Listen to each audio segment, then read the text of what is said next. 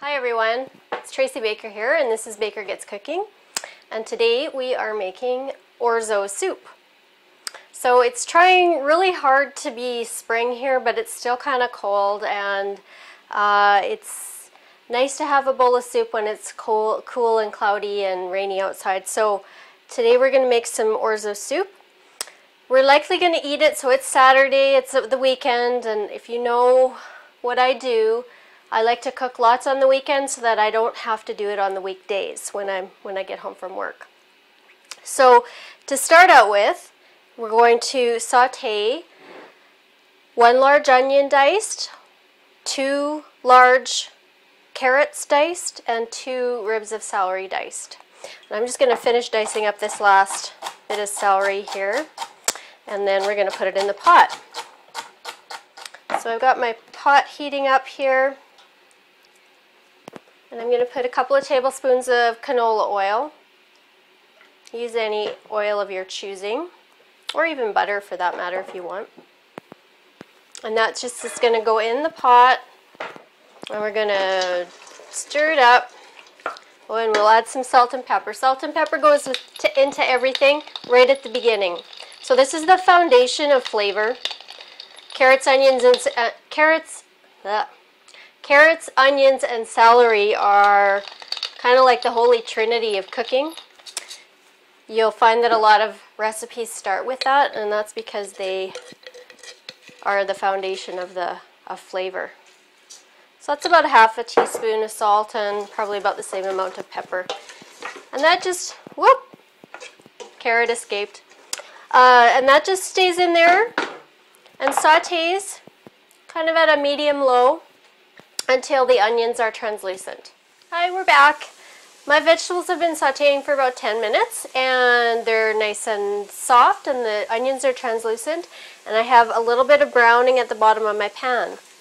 And that's what you want. You want that little bit of brown at the bottom of your pan because that's going to make the flavor deeper. Technically it's called fond, and it just helps in creating that deep flavor. So to that I'm going to add a 28-ounce can of, these are Italian plum tomatoes. That goes in there. 4 cups of chicken stock. Choose the one that you like. This is a bought one. You can make your own if you like. Whatever is good for you. Okay, and then I'm going to bring that up to a boil. I'm also going to put in some herbs. These are dried herbs. I have a 1/2 teaspoon of oregano and 1/2 teaspoon of thyme. That goes in there, and I'm just going to put in a little bit of parsley. This is Italian parsley. Now, I'm just going to do a rough chop because we're going to puree this after, so it'll all get pureed in the end, so it doesn't have to be perfect. That's good. So I don't know, that's about 1/2 cup.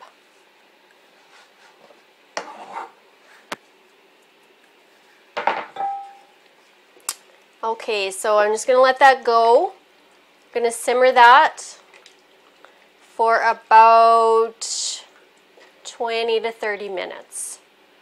So bring it to a boil, reduce the heat to medium-low, cover it, and simmer it for 20 to 30 more minutes.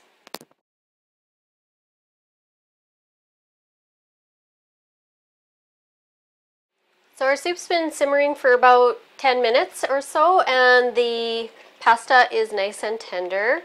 And I'm going to give it one last taste for seasoning. Super important to check your salt and pepper needs.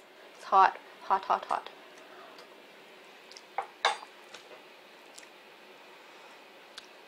I think the salt is good. I think the pepper is good.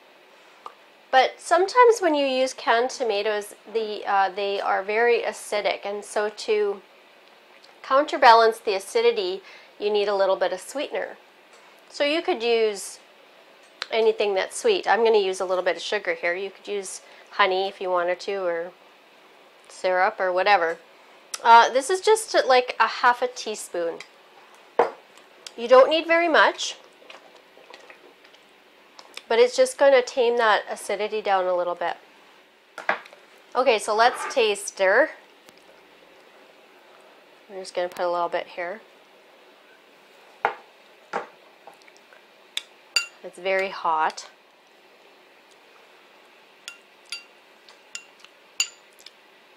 Really good. Really full flavor. Lots of veggies in this. If you wanted to make it vegetarian, just replace the chicken stock with vegetable stock.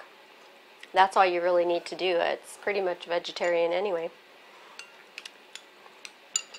Hope you like this recipe. Hope this works for you. Thanks for tuning in. You can find the recipe on my blog. The link is underneath the video. And we'll see you next time.